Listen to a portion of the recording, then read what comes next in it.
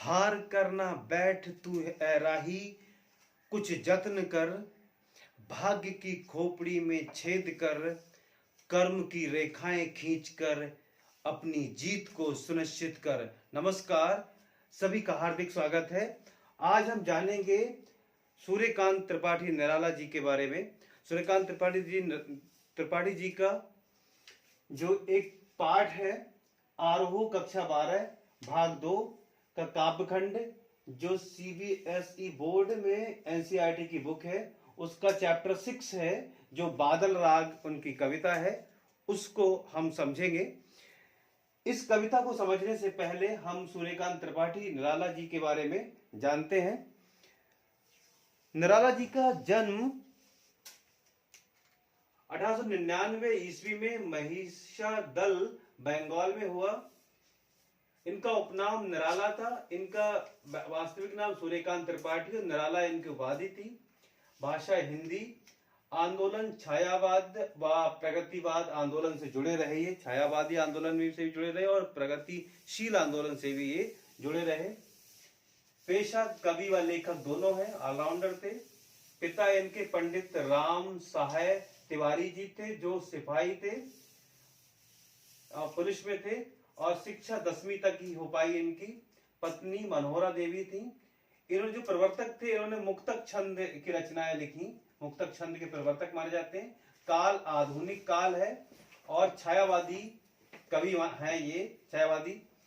विधा इनकी गद्य और पद्य दोनों में लिखते थे। ये रचना, एक रचनावली है इनकी, निराला रचनावली, यह 8 भागों में है और इसमें ज्यादातर इनका पूरा साहित्य आपको देखने को मिल सकता है। ये वांग्मय है इनका।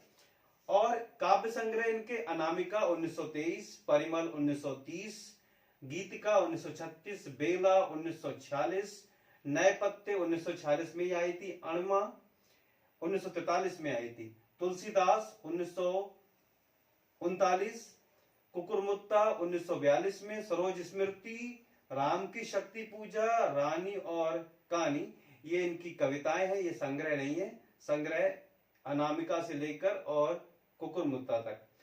संपादन उन्होंने किया कुछ पत्रिकाओं का। मतवाला पत्रिका का 1923 में संपादक रहे।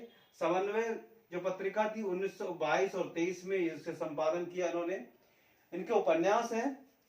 उपन्यासों में है ये प्रभावती 1936, बिल्ले सुर, वक रिहा, ये 1942 में आया था। चोटी की पकड़ 1946 में, काले कारनामे 1940 में, जो अपूर्ण था उपन्यास। तो ये उनके कुछ उपन्यास हैं। एक इनका कहानी संग्रह यहाँ पर दिया हुआ है इस बुक में, आरोह में, चतुरी चमार 1945 में ये आया था। ये एक कहानी संग्रह है इनका।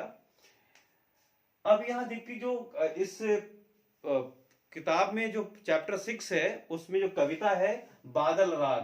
दरअसल बादल जो है वो क्रांति का प्रतीक है। क्रांति का प्रतीक है बादल। ये पूरी कविता जो है बादल राग, ये हमारे अनामिका एक काव्य संग्रह है इनका, उस काव्य संग्रह से लिया गया है। ये वाला बादल राग कविता ली गई है। पूरी कविता 6 खंडों में है, लेकिन यहाँ केवल 6ठा खंड दिया गया है। 6 वाला खंड है, वही आया। पंक्तियां, जो कविता शुरू होती है जहां से, उसकी पंक्तियां हैं। तिरती है समीर सागर पर, अस्थिर सुख पर दुख की छाया। इन पंक्तियों से ये कविता शुरू होती है। इसमें कविता में लघु मानव की बात की गई। लघु मानव अर्थात आम आदमी, जो कॉमन मैन है, उसकी बात की गई है कि दुख से त्रस्त कवि यहाँ बादल का आह्वान करता। आह्वान मतलब पुकारता है, बुलाता है। क्रांति के रूप में बादल आए और क्रांति के रूप में आए और जो दुख दर्द है आम आदमी का, उसको दूर करे।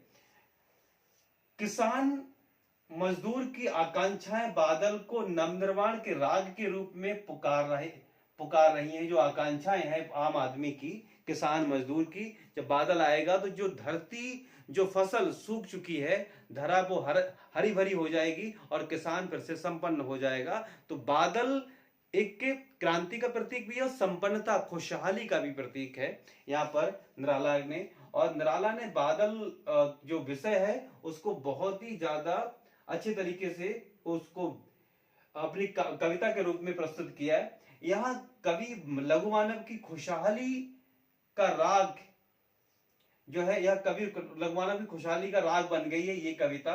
ये जो कविता है यहाँ पर, यहाँ कवि लघु मानव की खुशहाली का राग बन गया है। ये शब्द है कुछ इसके विप्लव मतलब क्रांति, बाढ़ जब आती है तो वो क्रांति का प्रतीक है बादल। दग्ध मतलब तप्त, तपती हुई धरा। शस्य कहते हैं हरा, और भेरी मतलब यहाँ बड़ा ढोल को कहा गया है भेरी। तो इस प्रकार से ये एक परिचय था जो चैप्टर 6 है सीबीएसई बोर्ड में एनसीईआरटी की बुक जो आरहो है कक्षा 12 में भाग 2। फिर मिलेंगे नए चैप्टर के साथ।